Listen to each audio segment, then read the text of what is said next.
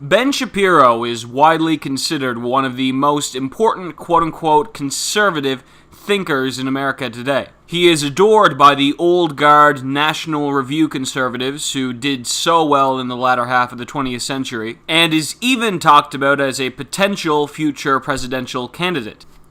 Recently, he held an election special series on Fox News, and it is very likely that he will get a permanent spot on Fox News sometime in the not-so-distant future. A lot of people on the right love Ben Shapiro, and not without some good reason. The innumerable Ben Shapiro rapes blue-haired SJW college student with a newly sharpened chainsaw of facts, logic, and reason videos are entertaining, and seeing someone with the intellect of Shapiro go after such low-hanging fruit is very funny. However, the simple fact of the matter is that Ben Shapiro cannot be trusted. When push comes to shove, he caves to the left. Whether this is due to deeply held moral principles, which I doubt, or cowardice, is kind of irrelevant. What is relevant is that if people like Shapiro are the new leaders of the conservative movement,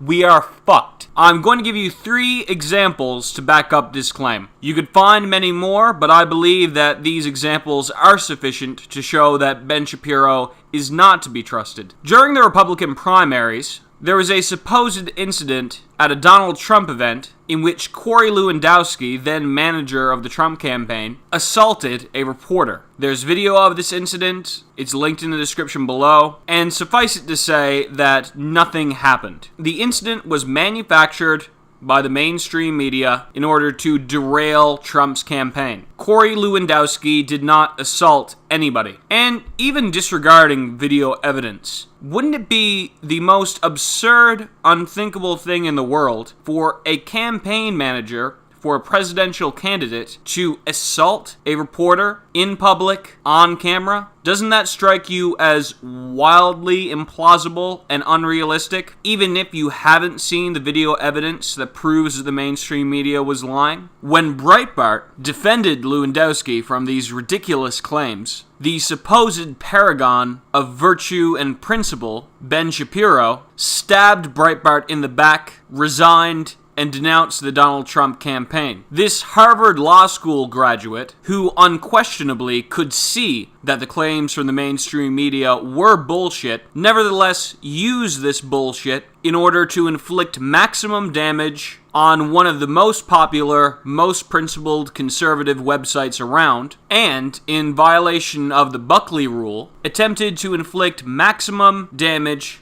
on the rightward most viable candidate in the 2016 election, Donald J. Trump. For this one action alone, Ben Shapiro should have been totally removed from the conservative movement and regarded as a traitor and a dishonest hack. But many spineless and or ignorant so-called conservatives continued to regard him as being on their side. Fast forward to current year 2018. The culture war is raging, and the president, which Ben Shapiro virulently opposed in 2016, is successfully leading a metapolitical revolution, and the grand old party is finally getting its balls back. Roseanne Barr, one of America's most prominent conservative celebrities, makes an innocuous tweet about Valerie Jarrett looking like a character from Planet of the Apes. Which she does, by the way. This tweet is immediately seized upon by our society's exemplars of virtue and tolerance in the mainstream media as evidence of Roseanne Barr's intolerable racism. She is fired, and one of the most highly rated shows on television is gone. This decision is wildly applauded by none other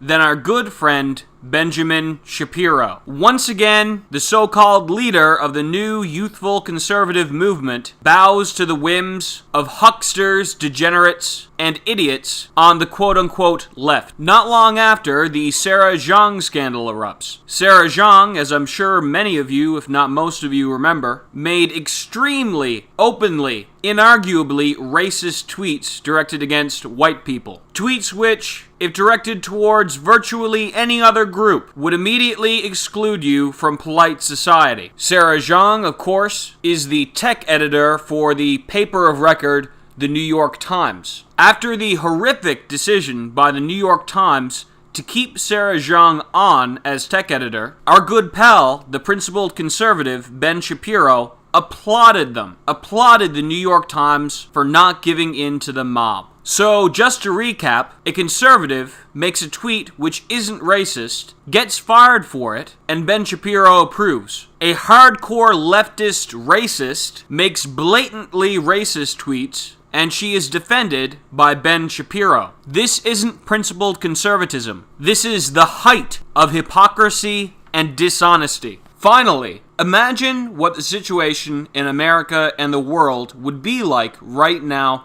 if Hillary Clinton was president of the United States. Imagine what things would be like with respect to immigration, with respect to free speech, with respect to foreign policy, with respect to the Supreme Court, with respect to the culture in general. Just fill in the Orwellian blanks. During the 2016 election, the principled conservative, Ben Shapiro, refused to endorse Donald Trump and in fact actively criticized him, arguably to an even greater degree than he criticized the Democrats. He refused to vote for the Republican nominee, and to the extent that his rhetoric influenced his followers, he helped Hillary Clinton in the 2016 election. If more conservatives listened to Ben Shapiro, Hillary Clinton would be president of the United States right now. That isn't an opinion, that's a fact. Even the milquetoast Jordan Peterson said that if he were an American, he probably would have voted for Donald Trump. Ben Shapiro is far more dangerous to the right than he is to the left. It is very possible that when push comes to shove in 2020, Shapiro will again abandon ship and side with the Democrats who are out to destroy America and Western civilization. He is not a principled conservative. He is a liar and a traitor to conservatism.